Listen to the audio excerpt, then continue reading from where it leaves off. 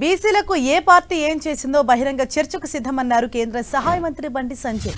బీసీలకు 42% రిజర్వేషన్ల అమలు చేస్తేనే మద్దతిస్తామని చెబుతోన్న కాంగ్రెస్ బీసీలకు 5% పెంచి ముస్లింలకు అదనంగా 10% రిజర్వేషన్లు కల్పించే కుట్ర చేస్తోందని విమర్శించారు.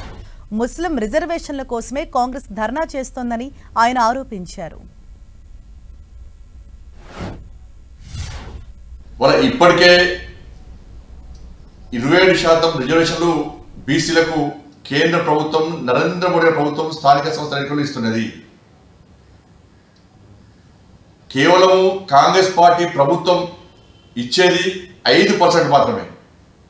10% రిజర్వేషన్లు ముస్లింలకు ఇస్తున్నారు.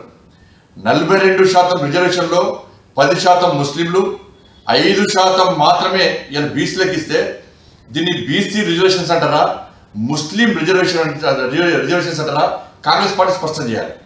మీరు ఎన్నికల ముందు కామారెడ్డిలో జరిగిన బహిరంగ సభలో రాహుల్ గాంధీ గారి సమక్షంలో మీరు ప్రకటించిన బీసీ డిక్లరేషన్లో 10% ముస్లింలకు ఇస్తామని చెప్పి మీరు స్పష్టం చేసినారా?